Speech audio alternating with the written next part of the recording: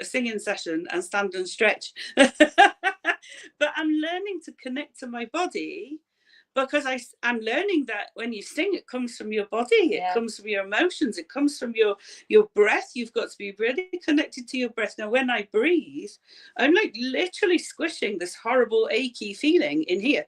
I'm squishing it, and then I'm pushing this sound out, and the pressure comes out with this sound.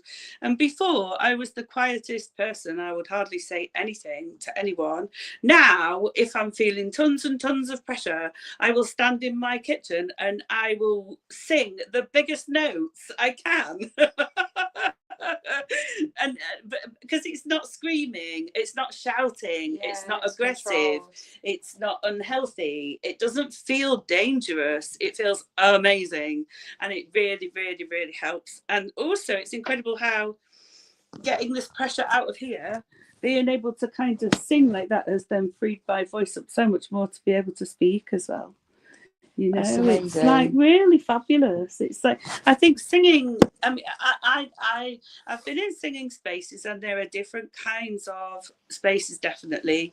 There are spaces where I would say people are very, very focused on becoming a celebrity, doing that kind of thing, and sometimes the well-being gets lost. There's a very competitive feel in spaces like that. Yeah. But I have found spaces like this with you, you know, where the first thing is the well-being, the first thing is your body, the first thing is the actual genuine real of you, where you are, what sound you can make on that day, what you feel comfortable to do, and you follow that, and then actually you get bigger success. You really do. You know, if you're not focusing on this success here, if that is so limiting, focusing on I am going to be in that place, that's all you do, you miss all of the opportunities to grow. But with you, like, literally grow from the ground up, you know, like I'm knowing my body more and more and more now. If I'm stressed, I can breathe better, I know my stomach muscles are working, I can get the pressure out. The words just won't stop coming, will they? And now I'm songwriting as well, so when I'm writing lyrics, I'm writing about things like you said, you know, things I didn't understand, and it makes me stop and take time to kind of work it out. Yeah, and that's, you know, it's really good. All I'm saying is what's helped me, and that if you don't know what to do with all these feelings, like, you have this outlet now with, you know, not just to you, but to, you know, people who, lots of people who have similar experiences. It's like you have this outlet now, so use that for what it's worth. And there's, and all of the different you know, I've really got into journaling in the last sort of 5 or 6 years, and different styles of journaling and things that can help you, you know, long before you're writing lyrics. There are other ways of harnessing those emotions, so you're processing it for your own well-being.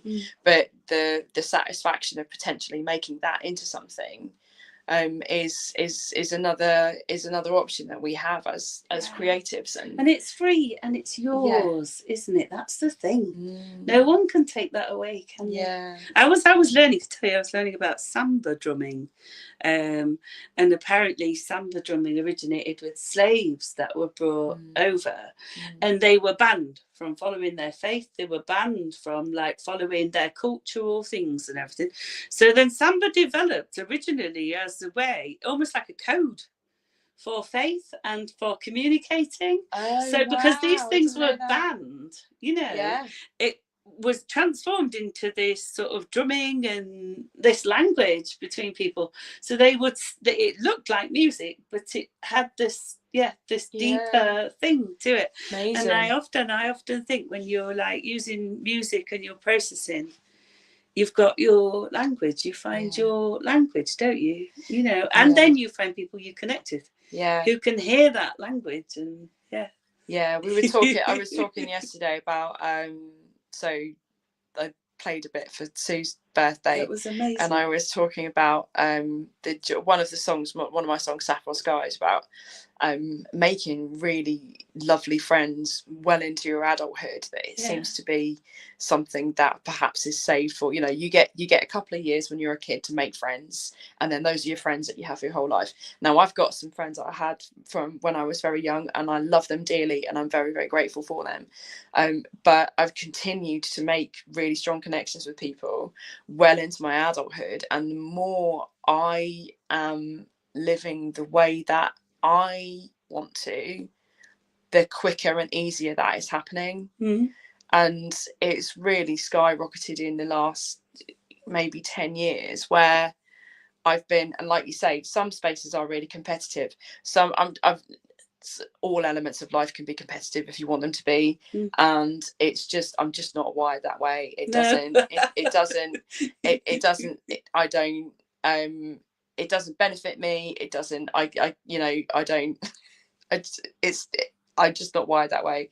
And I also don't thrive in those spaces like some people do. Like some people go to singing competitions, and it brings the best out of them. And if that works for you, then power to you, go and do that. If that environment is something that helps you grow, then great, go and do that. But it's just not it's not something that I found inspiring. It's not something that I found, not just singing competitions, but like any kind of competition.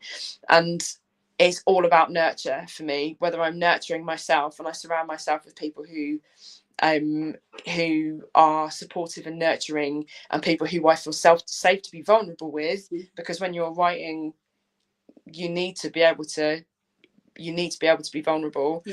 And like you say, being fixated on becoming a celebrity, or getting a hit song, or writing a song that gets picked for sync and you make loads of money or whatever, and that kind of thing, like sometimes it can make those spaces really competitive. And I feel that for me, that doesn't serve the art. It doesn't serve me as a person. And I don't do my best work in those kind of environments. I do my best work when I'm being nurtured and looked after and cared for. So a song like True North, for example, which was inspired by which was a song that it's on Atlas, a song that I wrote for that I wanted to write for my grandmother. I knew that if I did it on my own, it was going to be probably a hot mess. And I just so happened, fate just completely by chance put Rosie in my way, and I met Rosie Bell. And again, perfect example of, I met her just over, where are we, June, about 18 months ago. I met Rosie, and we've become really, really close, because we're just both leading with, this is what I am, this is what I really am. And Rosie took my hot mess and made it into between us. But had I not been comfortable to be vulnerable with her, it never would have happened. I think safety is so important. Yeah, like literally, I think if people feel safe, I think they're like a yin yang.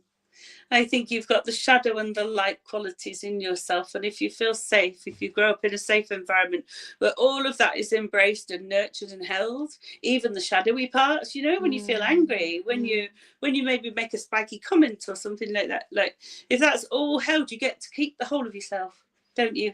In this lovely flowing reel. So then you can go and be in a relationship with someone else and just be really honest about who you are. You're not trying to people please, you're not trying to fake anything, you're not trying to be liked. You just go, here I am, do we connect or something? There's a real beautiful honesty to really it, nice isn't there? Picture. Yeah. Well, I think if you grow up in an unsafe environment, naturally, biologically, our nervous system split that yin yang into black and white, because you end up in fight and flight. You end up in two options.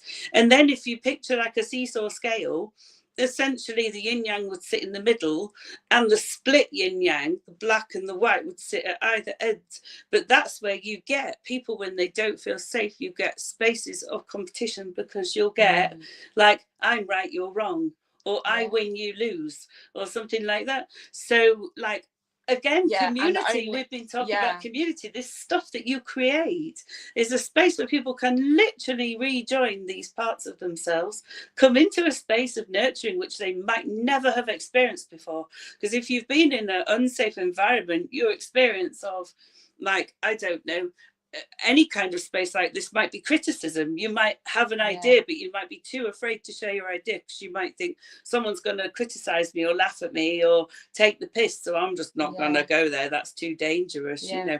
Or you might have had to be larger than life. You might have had to be taking up all the oxygen in the room to even feel that you're okay in any way at all. So then you might have to come back to the middle by like calming it all down, you know. And but people might come into like your spaces in those states, and then all of a sudden they find this like literally like a cocoon, like a womb, like a, well, okay, it's safe now, I can stop feeling unsafe, I can relax finally, I can start to join back up, and I can be.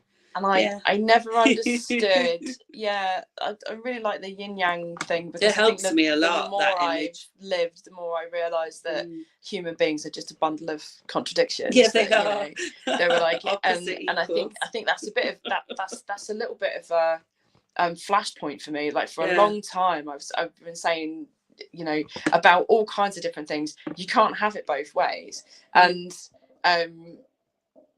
but a lot of the time we want it both ways, and it's like, and it's just human nature. And actually, I shouldn't get angry about that. It's just like, you know, I want to be skinny as a rake and live on chip butties. So what?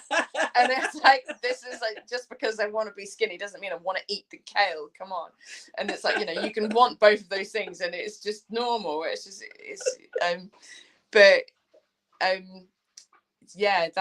that sort of. I also never understood this idea of like the only way for me to win is for you to lose, like especially not in a creative space, because it's like what difference does it make if, and for Igloo members as well, I've said this for years, but like, you know, you can very okay, it doesn't happen so much anymore, but in years gone by I did used to get people who were more competitive and people who want to do stuff like X Factor and stuff like that, and they'd sort of come in after the Igloo Jam night and say that, oh well, I was the best singer on Friday night, and my retort to that was like, well, I can show you 100 singers in Portsmouth who are better than you within a 10-mile radius, so what does that mean exactly? You know, what does it mean that you're the best singer in the room? You know, if you walk out of that room and the only thing you've got is, well, at least I wasn't as bad as that, actually you haven't got anything you can hold in your hand. That's so fragile. Because the more real is, did I do the best I could? Did I you know, have I shown up as me? So instead of like, am I better than them, it's like, am I proud of myself? Did I show up for me? Did I you know, it's a complete switch off focus, isn't it? Like if you're thinking about if you're comparing yourself to other people, you're completely always looking out from yourself, aren't you? You know, and they are your first starting point. So you start there and you actually come last. Every time you compare yourself to someone else like that, you're literally putting yourself last in a really weird way, but then needing someone else to tell you that you are good enough so that you don't feel last. You know, go to someone and say, was I good at that? Or was I the best or whatever? It's because you're not doing that for yourself, are you? Do you know what I mean? But if you stand there and the person you're comparing yourself to is yourself, you know, like, did I make myself proud? You know, did I improve from last time? Then you're always going to be okay, aren't you? Because, or maybe you're not, I don't know. But this, I think it's, and then if you start from there, then there's a wonderful kind of solidness when you go out to see other people, because you can go, yeah, I'm proud of me. I really showed up, and I might have got that bit wrong, but I did it better than last time. And then when you're talking to other people about what they did, you can be like, how did you do? Are you proud of yourself? And the conversation is entirely different.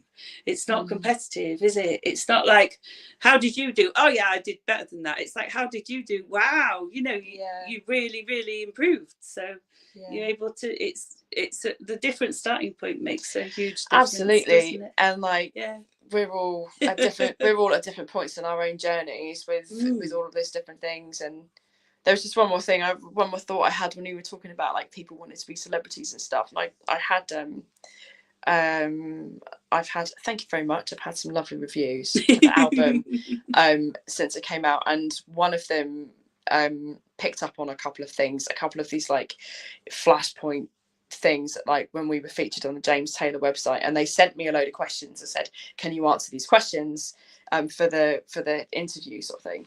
And one of the questions was, how do you keep grounded when stuff like that is happening? And it's the first time I've really thought about it, because it's, these things are such a flash in the pan, and it's like, it's almost like we're climbing towards, you know, in that competitive mindset, or like, you know, at what point do you say that you're a celebrity? At what point do you say, you know, I'm famous, or I'm famous enough, or whatever? And we're working towards these, you know, that almost like a status, but it's a transient thing. It's something that happens, you know. We had our, whatever you call it, you know, your 15 minutes of fame or whatever. We were featured on the James Taylor website. Great. It's still there, by the way, if you want to go and listen to it. But, you know, it's these things come and go, and actually having normal grassroots things. I had a thought. I love the word grassroots. The sunflower is really, it just feels really right now. Like, you cannot be an incredible sunflower without the roots and without doing the growing and the foundations, can you? Do you know what I mean? And you've got incredible foundations, you know. You've got and your the stuff behind your music is beautiful, based in nurturing, connection, community, love, you know, all of these things that mean that it grows to be this incredible thing.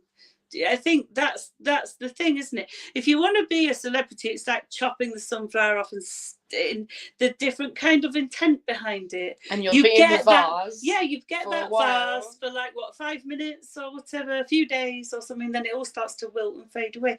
But instead, you are growing. You have a whole plant, you know, with roots and everything, and it's really cool. It's very different kind of approach. Yeah. Oh. Well, this has been a really lovely chat. It's been really lovely to I think we've had some problems with the sound on Facebook, but my streaming software is telling me that that's Facebook's fault. Sorry, I'll check that out. But yeah, thank you for letting me cuddle your sunflower, and for having a nice little chat. Have you got any parting thoughts? One of the things you were saying, like, before we came on here, was about like what helps you feel better. Yeah, when you feel shit and everything, wasn't it? So my parting thought would be good people, community, music, space to be real. That's really important. And also space to discover you're real, because I think in the way the world is right now, so many of us are told to squash our feelings, ignore our real, and carry on so we can function. So finding a space where you can start to feel and bring that part of you back, which makes you feel alive. Like, goodness, you know, I didn't feel alive till I knew what my feelings meant. So space to be real, I think, probably for me is space to discover you're real. Yeah, because nobody, I think particularly like in the UK, you know, like in the UK, we are literally told from being kids not to feel. Don't be angry, that's bad, you know. Yeah, but and you don't get to process it then, or understand it, or learn about it, do you?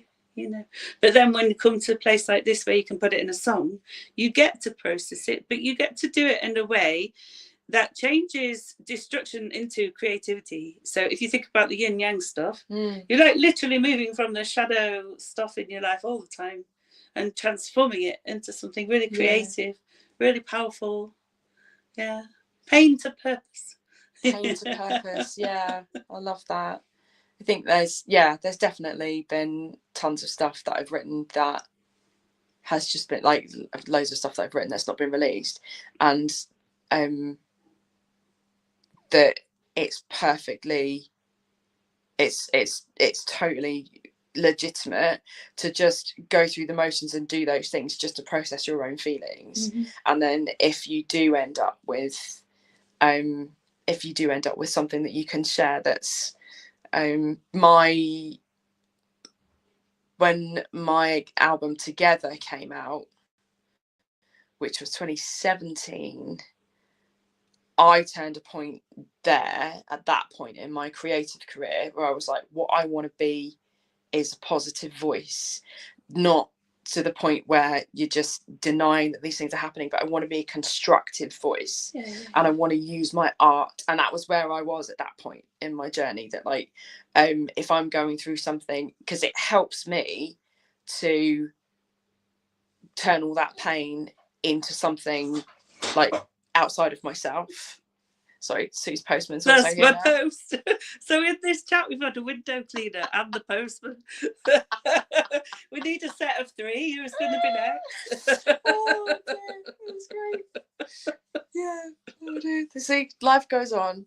Posts still get delivered, but yeah, and that was the choice that I made at that time. That, you know, I wanted my work to be. I was starting to think more about how my art kind of shows up in the world. But then there have been other things where, you know, things that I've written that have been really dark, that have just been about like me making sense of horrible things that have happened. I was like, actually, I don't know who this is going to benefit by asking other people to listen to this sort of thing. So it's been that choice of really thinking a lot more about the listener, with what I'm putting out, and as well as sort of being as real as I can with it. But I really love what you said about, you know, people, community, music, and a space to discover your real. I think that's probably the words of wisdom for today. So go be a sunflower. Woo! And thanks ever so much for sitting with us, everyone. Thank you. It's been lovely to see you. I hope some of you have been able to hear some of that. I'll be back next Monday with thoughts for next week. So take care. Have a good week, everyone. Be a good sunflower, and I'll see you soon. Bye. Hang on, we're still on over here.